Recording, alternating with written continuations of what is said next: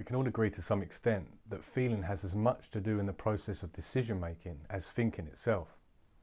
It's a lot harder to control the way that someone may think as opposed to eliciting a feeling or an emotion.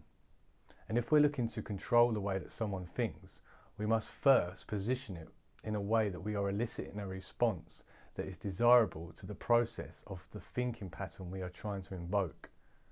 And this is prevalent in entertainment, in media, in politics, all the way down to individuals that are very cunning and capable of using these tactics of eliciting emotional responses to manipulate people. This tool can be used for good as well as for bad. Take for example TV and entertainment. TV advertising is a great opportunity where we suspend our disbelief in the process of becoming an observer to the piece of entertainment we are watching. And this makes a great opportunity to market a product, a service, when we are in this receptive state. The advertising is amazing at it.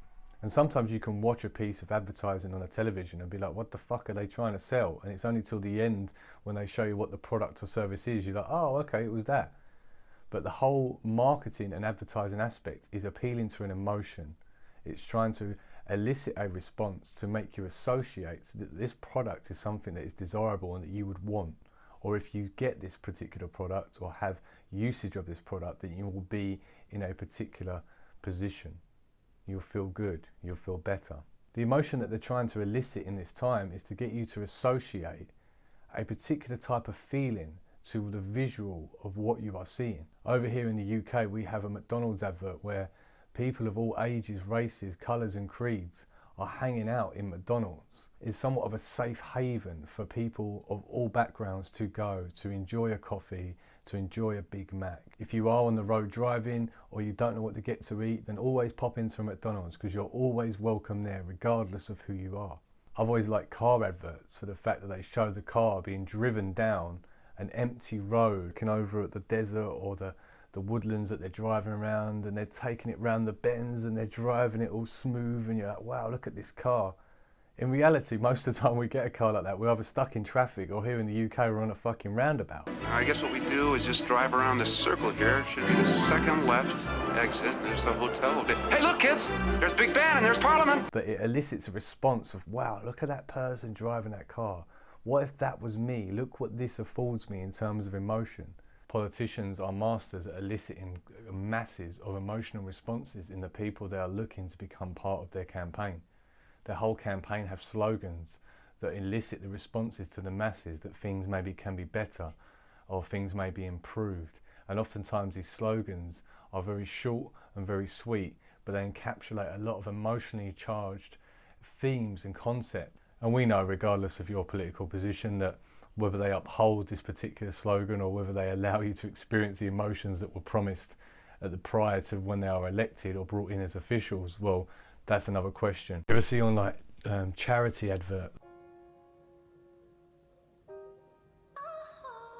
You're watching something like X Factor or an audition based show, and all of a sudden it cues up the sequences of the chords that supplement the story that this contestant has been talking about, maybe their family, maybe why they want to be there, and this particular sequence of music kicks in. Simon, please, I've always wanted to be a singer. Ever since I was little, I've dreamt of being a singer and up on stage. Very little talent. And it really heightens that emotional response in you as a viewer. It's very clever sequencing by those that are producing these shows, because they know exactly they will get you at the edge of your seat by eliciting these emotional responses. Now I want to save this for another video for detail about how individuals may use manipulation, emotional manipulation, but we've all experienced to some regard an emotionally manipulative person, and oftentimes they are well trained, if almost they've got their black belt. You have a problem with that? In emotion. They know how to carve emotion, bring emotion, elicit emotion out of individuals or even yourself, until you're in this position where you are doing things or you are going against maybe how you think, but you're trying to follow how you feel, because this person is a master at poking and prodding and pulling out those emotions within inside of you. And emotional manipulation is something that affects a large group of people, not just from the advertising, not just from entertainment, not even just through music. in a positive way, it actually can come in a negative way when it becomes between interpersonal relationships. When someone is well trained in emotional manipulation, they very quickly work out the Achilles heel of the individual that they're in that relationship with. And a lot of these people that are emotional manipulators, they don't necessarily realize they are. In a video that I did before about the 3 types of energy exchanges, and we spoke about the energy vampire, well, these are classically speaking emotional manipulators. They get you to feel a particular way, and they very much like drama, because in drama is a heightened of excitation, of emotion, and that's the thing that they're kind of feeding off of in this time. And emotional manipulators can come anywhere. Sadly for some it's family, others it's colleagues, others it's relationships that they choose, but they must have an entry point into the emotion. They pattern down and they work out very, very quickly on what stirs, what evokes, and what causes these responses. Now we know this, now we're aware of it, and we may already be aware of it. What do we do to move on? Well, developing emotional intelligence or emotional fitness is absolutely paramount, I think, in this modern world. We're seeing now too much emotion, too much manipulation of emotion on a global scale, on a national scale, on an individual scale, that we are out of alignment with the ability to really think rationally and logically.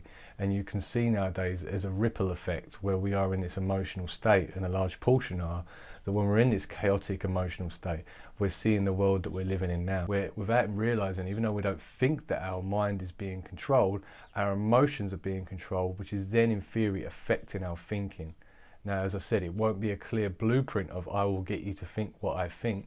That won't happen until the hive mind kicks in and everyone plugs into Apple's 16 iWatch in your phone and in your fucking dome and that kind of stuff. But by controlling someone's emotional processes, you're in theory giving suggestions to their thinking processes, and that's where it gets dangerous.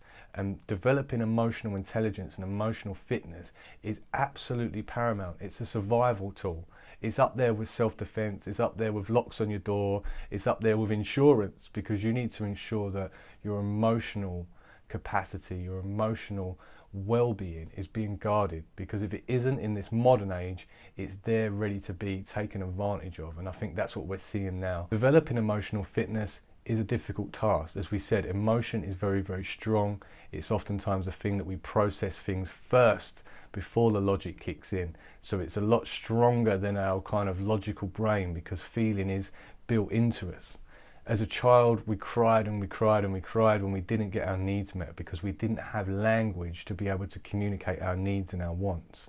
However, a lot of people go through life then still remain in that childlike state where emotions are the forefront of their engagement with the world. And they might not think it from a logical point of view, because hey, even my shit don't stink, right? So in this world they grow up, and we say that maturity is when you get hairs on your chest, or when you've got a deeper voice, or when you stop paying bills, or you have a period, or something along those lines, something physiological we often associate to maturity. However, emotion in my eyes and from my perspective is the ability to allow emotions to exist without them existing and overrunning the individual. And that's what we see as a child. When we were told no, we threw a shit fit and we kicked off, and we completely discharged that emotion from that stimulation or from that stimulus. And as we become an adult, one or two things happen. We either suck up the emotion and avoid that it's even there, which you could argue is as dangerous as those that continue to follow that baby love, that baby kind of way of being in the world, where they're overly emotional all the time. They get triggered far too easy in debates, in opposing opinions, in all sorts of crazy things. So it's not necessarily one or two ways that people go, but it is a clear pattern if we can observe. Those that deny that emotions exist and they carry a lot of internal stress and turmoil, and those who projectively wear their heart on their sleeve and are dictated by their emotions. Regardless of what way you're looking at it, eliciting emotion responses works well for both of those two candidates. So prioritize your emotional intelligence, prioritize emotional fitness as much as you would do your physical fitness, because eliciting emotional responses is the way that you control individuals. And in another video, we'll get deeper into how people do that. Until next time, try and stay in a place where you're both emotionally sound and emotionally stable.